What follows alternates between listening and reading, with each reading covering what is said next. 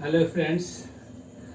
जैसा कि हम लोग फर्स्ट वीडियो में पढ़े थे कि सिलेबस क्या था बिहार दरोगा का। सिलेबस के बाद आज हम एक महत्वपूर्ण टॉपिक पर आज डिस्कस करेंगे और आज एक महत्वपूर्ण टॉपिक को पढ़ेंगे जो हमारा टॉपिक है 1857 का विद्रोह। ये बिहार स्पेशल के किसी भी परीक्षा में, चाहे वो बीपीएससी हो, चाहे बिहार एसएससी हो या फिर बिहार दरोगा से संबंधित हो, ये बड़ा ही महत्वपूर्ण विषय वस्तु है क्योंकि 1857 की क्रांति में बिहार का बहुत ही महत्वपूर्ण योगदान रहा है।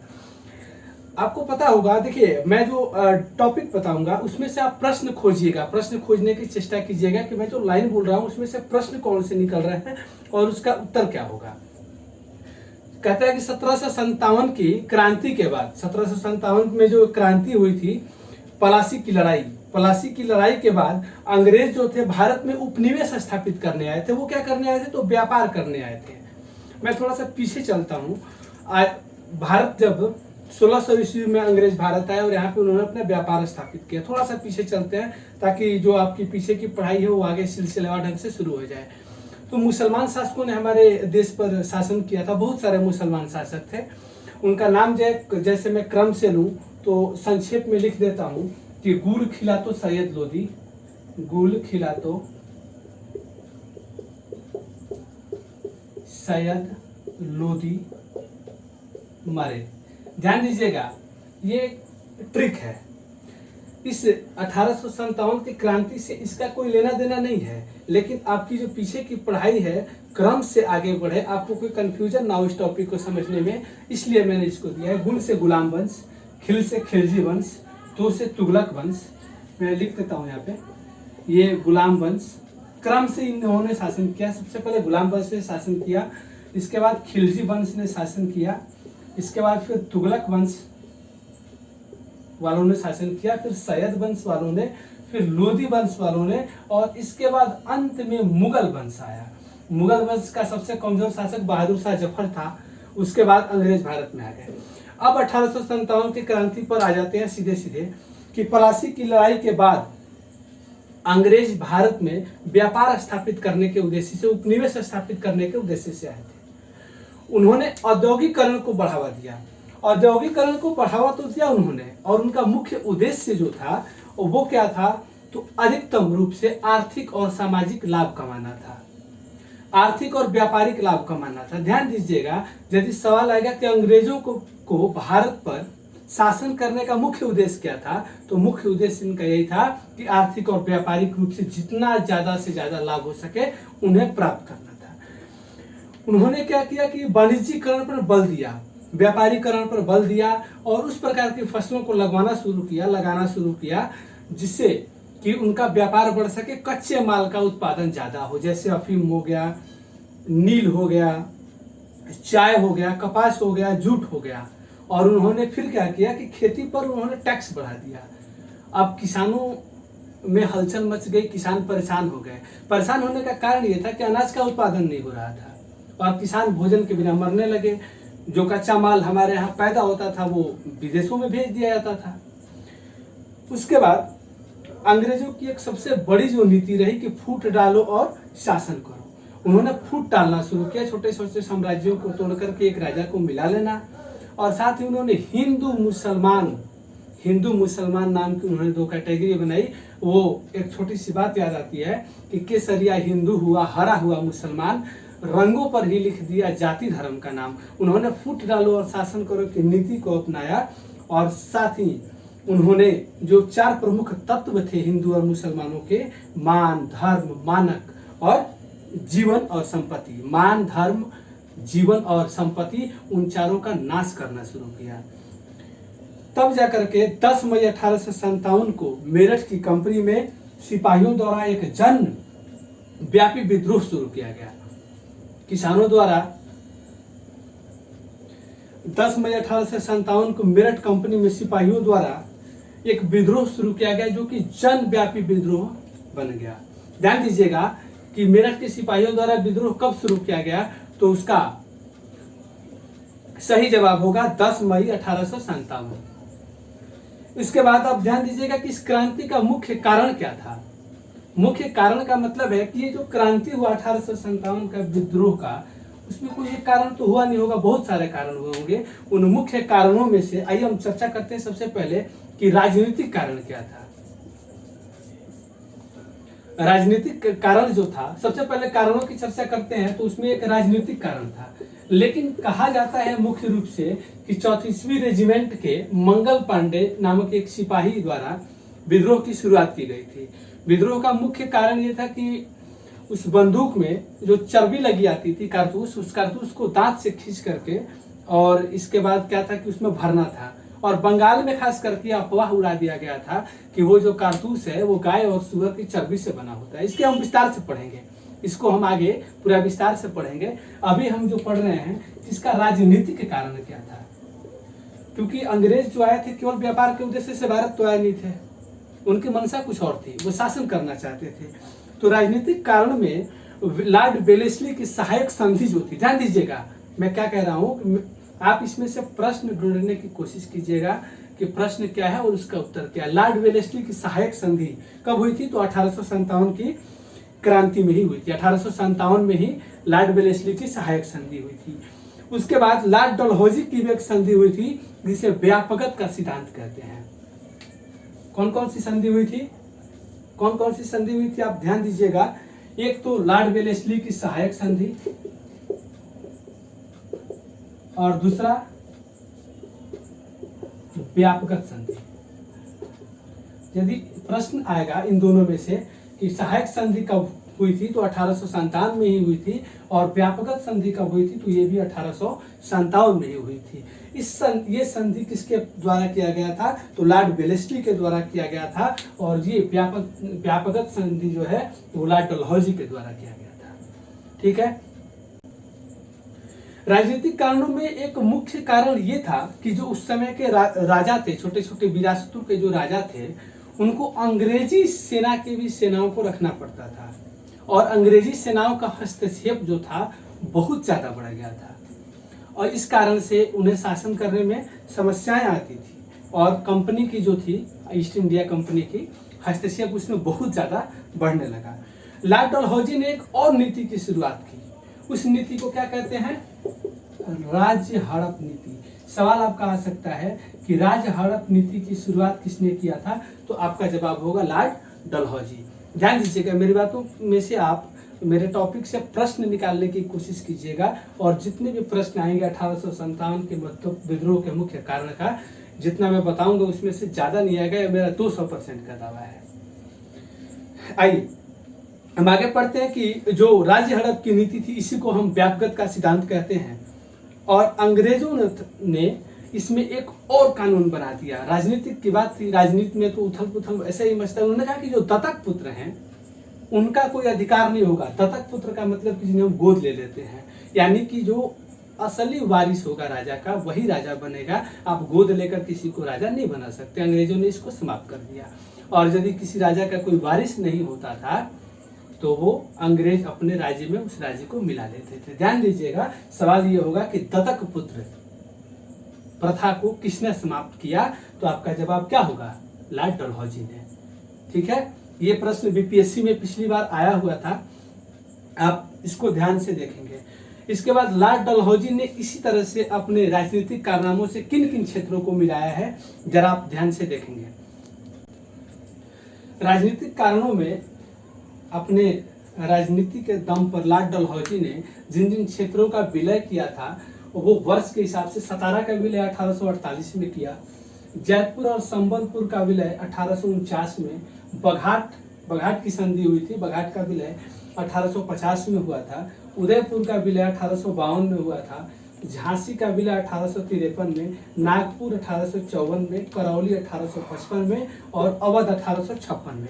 इन राज्यों का विलय हुआ था। राजनीतिक कारण आप जान चुके हैं कि किन किन कारणों के माध्यम से उसने विलय किया। इसके बाद एक और राजनीतिक कारण था कि उसने पेशवा का पेंशन बंद कर दिया। ध्यान दीजिएगा, पेशवा का पेंशन पहले चलता था, जो राजा होते थे उनको रिटायरमेंट के बाद पेंशन दिया जाता था, उस पेंशन को की प्रथा को किसने बंद किया था? तो आपका जवाब होगा लॉर्ड डलहौजी। ये आपका राजनीतिक कारण था। राजनीतिक कारणों के बाद अब हम आते हैं प्रशासनिक कारण पर। हमारा प्रशासनिक कारण क्या है, पढ़ते हैं।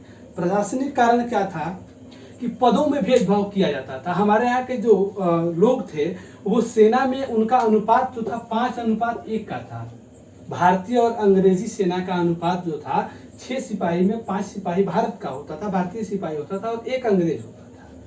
भारतीय सिपाही की पदोन्नति अधिकतम प्रमोशन जो होता था वो एक सूबेदार तक जाकर के रुक जाता था। ध्यान दीजिएगा कि उस समय भारतीय सैनिकों की पदोन्नति का अधिकतम पदोन्नति क्या था, तो सूबेदार के पद पर जाकर के वे रुक जाते थे। साथ ही साथ सिविल सेवा की परीक्षा में कोई भी भारतीय शामिल नहीं हो सकता था। आपको भी पता है कि उस समय अंग्रेजी एक मुख्य विषय के रूप में था और हमें उस समय अंग्रेजी की कोई जानकारी नहीं थी। इसके बाद न्यायिक प्रक्रिया में भी, न्याय के मामले में भी हमसे चीट किया जाता था, हमें ठगा जाता था। न्याय कौन करता था, तो अंग्रेजी न्यायाधीश ही सुनवाई करता था। जाहिर सी बात है कि भेदभाव हम भारतीयों के साथ बहुत ही ज़्यादा एक चरम सीमा के बाहर तक हो रहा था। उस क्रांति के बाद अब हम आते हैं कि सामाजिक और धार्मिक कारण क्या था। सामाजिक और धार्मिक कारण की बात करें तो समाज में हमें हीन समझा जाता था, जैसे काले गोरों का भेदभाव कर दिया जाता था। धार्मिक की बात करें तो हिंदू मुसलमानों को लोभ दिखा करके ईसाई बनने पर मजबूर कर दिया जाता था। जैसे मैंने एक लाइन बोला था शुरुआत में कि केसरिया हिंदू हुआ, हरा हुआ मुसलमान, रंगों पर ही लिख दिया जाति धर्म का नाम। तो वो भेदभाव क्या करते थे और ईसाई बनने पर वो क्या करते थे कि आपको अधिकार देते थे और पैतृक संपत्ति में आपको हिस्सा मिलता था, वरना हिंदू मुसलमान को कोई हिस्सा नहीं मिलता था। ये था हमारा सामाजिक और धार्मिक कारण। प्रशासनिक कारण के बाद हम पढ़ चुके हैं सामाजिक और धार्मिक कारण। मेन चीज है, आप जब नोट्स बनाएंगे तो इसको इस प्रकार से बनाएंगे कि मेन कारण क्या थे। तो पहला हमने पढ़ा था राजनीतिक कारण, उसके बाद दूसरा हो गया प्रशासनिक कारण, तीसरा है सामाजिक और धार्मिक कारण, ये भी हम पढ़ चुके। अब हम चौथा पढ़ेंगे कि आर्थिक कारण क्या था। आर्थिक कारण से पहले एक और चीज जान लेते हैं सामाजिक और धार्मिक कारण में, कि 1856 में डलहौजी ने एक प्रथा को प्रस्तुत किया था। उस प्रथा का नाम था विधवा पुनर्विवाह। विधवा पुनर्विवाह नामक जो प्रथा था, बहुत ही कुप्रथा था, उसको बंद करने के लिए प्रयास की शुरुआत जो थी लॉर्ड डलहौजी ने किया था। लेकिन यह पारित कब हुआ, तो लॉर्ड कैनिंग के समय में पारित हुआ था। इसका प्रस्तुत जो है विधवा पुनर्विवाह की प्रस्तावना जो है लॉर्ड डलहौजी ने दिया था, लेकिन इसको पारित किसने किया, लॉर्ड कैनिंग ने। आप कंफ्यूज नहीं होंगे, मेरा मकसद आपको बिल्कुल सटीक जवाब देने का है, तो आप इस बात को ध्यान रखेंगे। प्रश्न आएगा कि विधवा पुनर्विवाह की प्रस्तावना किस अंग्रेज शासक ने रखा था, तो डलहौजी, और यदि उसको पारित किसने किया, तो सही जवाब आपका क्या होगा, लॉर्ड कैनिंग होगा। आप बिल्कुल कंफ्यूज नहीं होंगे। और जहां भी आपको कंफ्यूजन होगी आप कमेंट में प्रश्न कर सकते हैं, हम आपके प्रश्न का उत्तर आप तक पहुंचाने की भरपूर प्रयास करेंगे। इसके बाद और भी प्रथा को रोका गया, साथ ही दास प्रथा, नर बलि प्रथा और भी जो प्रथा थी, उस प्रथा के चलते लोगों में बहुत ज्यादा रोष व्याप्त था। अब हम आते हैं आर्थिक कारणों के बारे में। ये एक महत्वपूर्ण कारण है।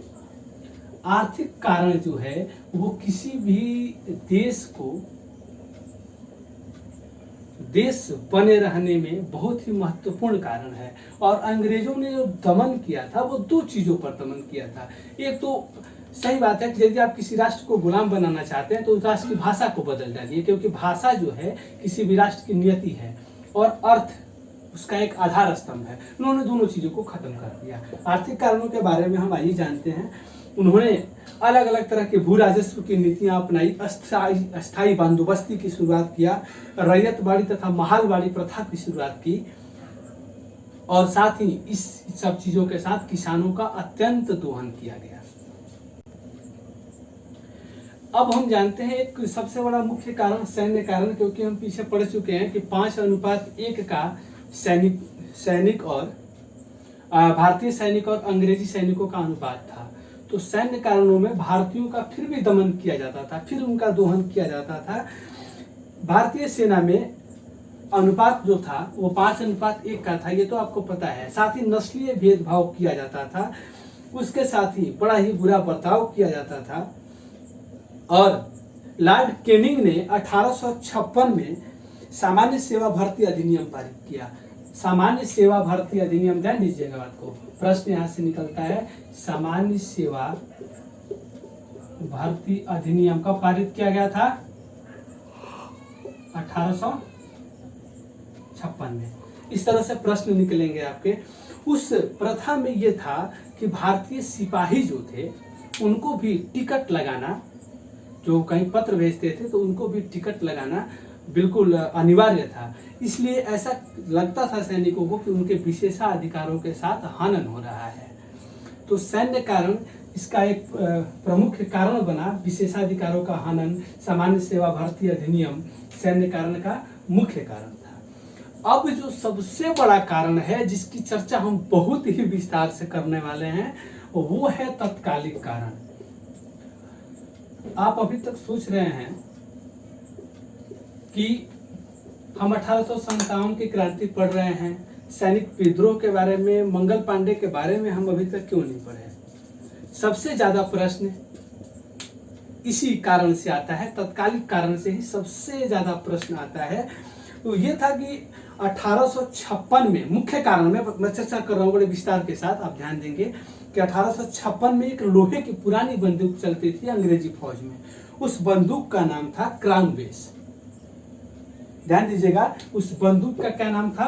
ब्राउन बेस, माफ कीजिएगा, ब्राउन बेस उस बंदूक का नाम था, जो लोहे की बंदूक थी, 1856 के पहले चला करती थी। उसके जगह पर जो बंदूक आया था, जो जिसे new Enfield rifle, new Enfield rifle,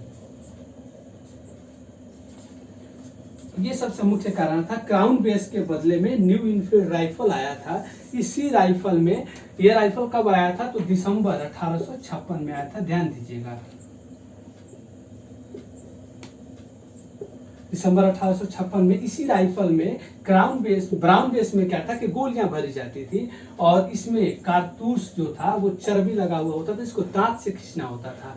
और बंगाल में ये अफवाह उड़ा दिया गया कि ये गाय और सुअर की चर्बी से बना होता है। और इसका जो मुख्य ट्रेनिंग सेंटर था, इन कारतूसों का ट्रेनिंग कहाँ दिया जाता था? तो कलकत्ता का दमदम, अंबाला पंजाब का, और सियालकोट में इसकी ट्रेनिंग दी जाती थी। ध्यान दीजिएगा कि इन कारतूसों की ट्रेनिंग कलकत्ता में किस जगह पे दिया जाता था? तो आपका सही जवाब क्या होगा? दमदम। पंजाब में किस जगह पे दिया जाता था? अंबाला में। ठीक है, फिर और तीसरा जगह यदि पूछा जाएगा तो सियालकोट आपका सही जवाब होगा। आप ध्यान दीजिएगा इस बात को। फिर अब प्रश्न की श्रेणी में आगे चलते हैं। तो 10 मई को मेरठ में 1857 की क्रांति का शुरुआत हुआ। 1857 10 मई, इसको जरा मिटाते हैं। देखिए 23 मार्च 1857, माफ कीजिएगा 29 मार्च 1857 एक महत्वपूर्ण दिन है 1857 की क्रांति।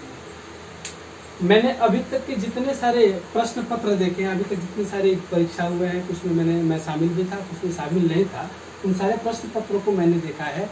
अब जो मैं बताने जा रहा हूँ सबसे अधिक सवाल, अभी जो सवाल है 29 मार्च 1857 क्या है, तो ये प्रश्न 65वीं बीपीएससी के प्री में आया हुआ था।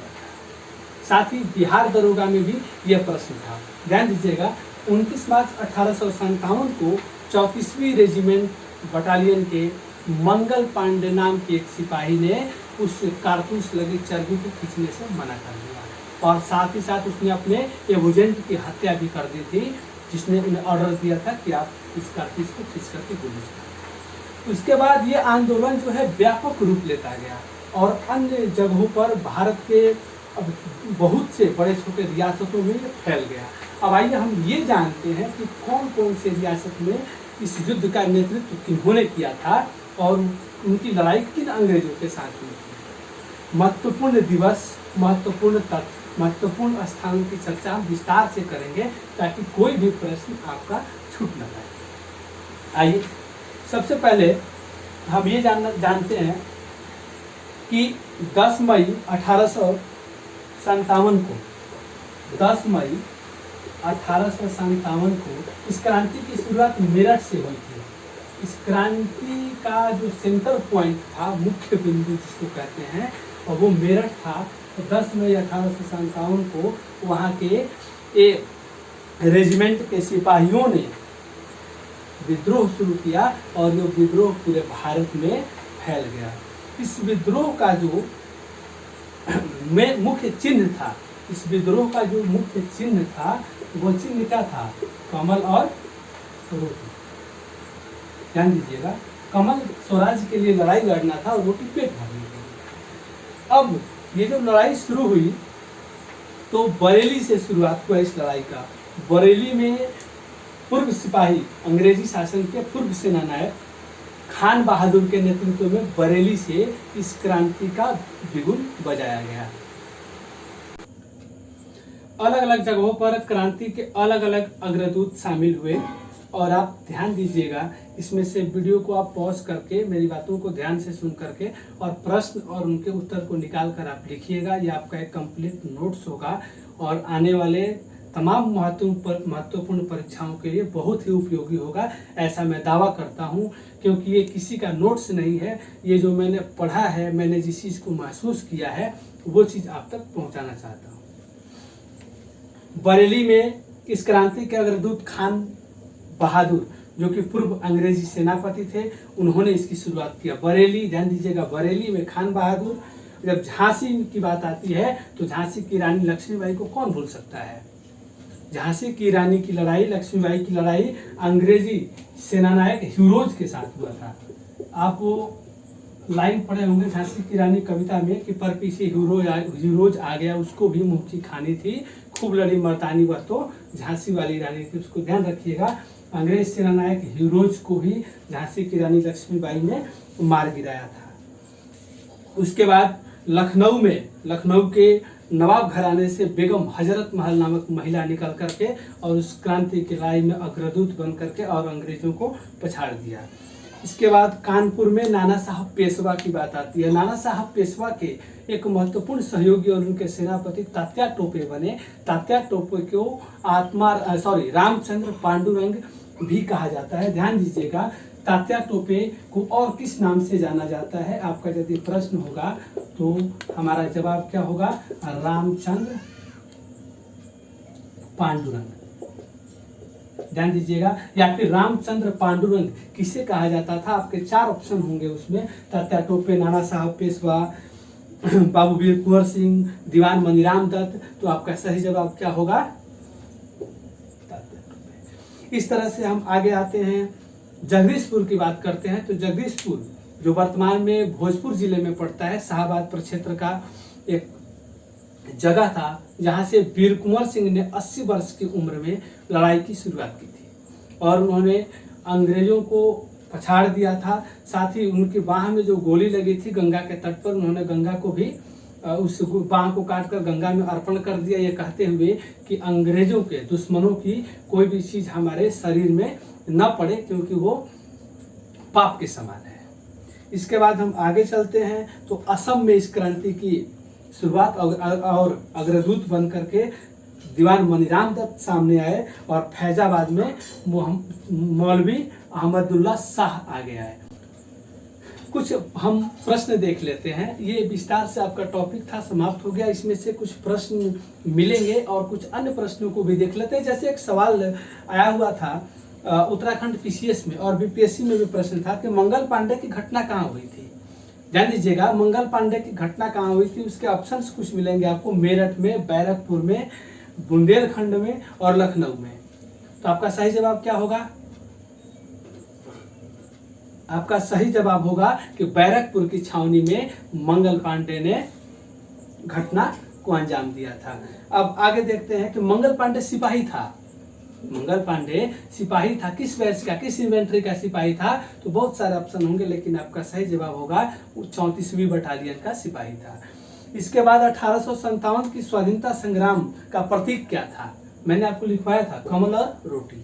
इस तरह से बिहार में 1857 की क्रांति के महत्वपूर्ण मुख्य अग्रदूत किसे माना जाता है? तो आपका सही जवाब क्या होगा? बाबू वीर कुंवर सिंह। इस